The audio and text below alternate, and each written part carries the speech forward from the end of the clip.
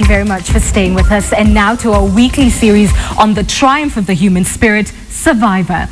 Tonight we take you back to the Sinai slums where 2 years ago a fuel tragedy left more than 100 people dead. Now the government is yet to release official figures, nor is the question of compensation settled. But for the survivors, they are just happy to be alive. KTN's Kathryn Omwandho has the story of Joseph Mwangi, whose life has since gone from bad to worse, but he simply won't give up. The purpose of the Survivor series was to bring you, the audience, inspirational stories about ordinary Kenyans who have gone through a traumatic period in their life and come out the other side fighting. But unfortunately, like the two stories that I'm about to tell you, not all Survivor series stories have a happy ending.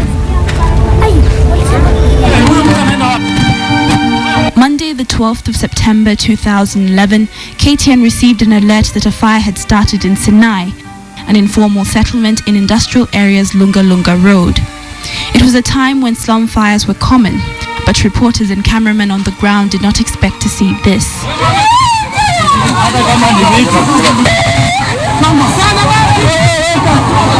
That day, at least 116 people were admitted with severe burns. Joseph Mwangi was one of them. Nikasikia nduru. Sasa nikatoka kwa nyumba kwenda kuangalia nduru ni nini. Ni nduru ilikuwa inapigwa hapo kwa kasini yangu. Wakati nienda kuangalia nikafika nikaona ni watu walikuwa wanachota mafuta.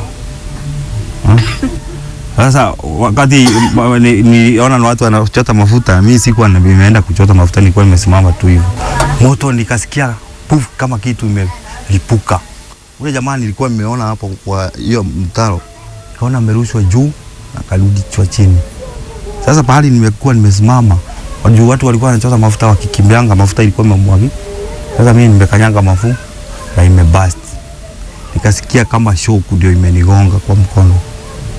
Ile jacket nilikuwa nayo ikaanza kumwagika. Gambuti zikamshika moto, nikaanza kukimbia kukuja pande hii nijisi. Kwa bahati nzuri nikapita kazi ya kako hapo.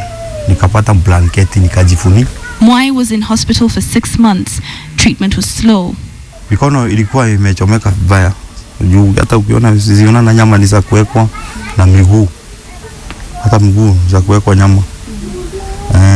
Nilikaa Kenyatta sana juu sikuanga na damu.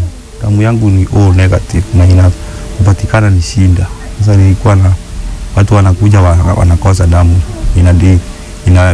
Inakaa tu kwa kitanda. Nikojea ile damu ipatikane ndio niende die nifanyiwe operation. When Mwangi was finally discharged in March 2012, the breadwinner who once worked at a local factory had a new role as a stay-at-home husband. Isipokuwa ni hiyo mafuta, saa hii tungekuwa pahali pengine. Sio hapa tuko. Mtu alikuwa anajitafutia, sasa yeye ni kutafutiwa anazitafutiwa. Na itoshe ni bibi, sio ati ni brother yako, bibi yako ndiye anatafuta. Unaona kama siku moja utakuwa na furaha? Kulingana na vile naona. Juu Mungu aliniangalia na akanipenda sana. Juu ni watu wengi sana walienda na hiyo moto. Mungu anaona mimi sijamaliza kazi ya huku duniani. Siku moja tu hii kilio niko naye itakuwa furaha kwangu. Asina mengi. His house was only meters from the drainage exit point where residents were siphoning the petrol. 2 years later, residents have adhered to the law, and no one has built too close to the sewage line. It remains a playground for children, but for Mwangi, a place of remembrance. Until today, there is no official figure of those who died on September 12th. As the country prepares to mark the 2nd anniversary, bodies still lie in the city mortuary. Families are still looking for the missing, and DNA procedures are still ongoing. 27-year-old Esther Wanjiku lost her husband in the fire. For her husband, the temptation of making an extra shilling was too hard to resist, given that his family at the time was living hand to mouth. Kukuja na huku au ungeweza kutokea jili kulikuwa na moto ilikuwa kubwa. Nikajaribu kupiga simu yake ni mteja, nikajaribu nikatafuta yeye the whole day, sikumpata.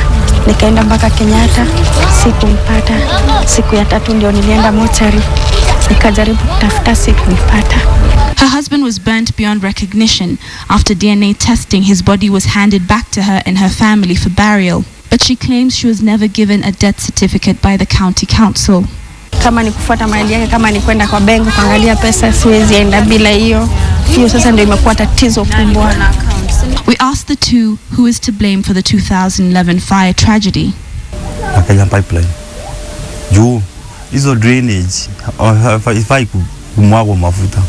Ni saa kumwaga takataka, maji, takataka. Hii sio mafuta. Pipeline.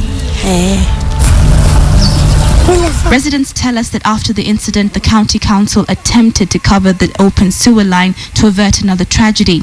Since then, rains have washed the drainage cover away, exposing the children who play here to a myriad of dangers. In 2012, Nairobi Senator Gideon Mbuvi intended to move to court to sue the government to compensate those who were affected by the incident with a sum of 25 billion shillings. The senator claims to have over 300 witnesses, but the case is yet to be filed. But when looking at the bigger picture, is monetary compensation the answer, or should the government consider relocating those living in Sinai slums? Kathryn Omwandho for the Survivor series.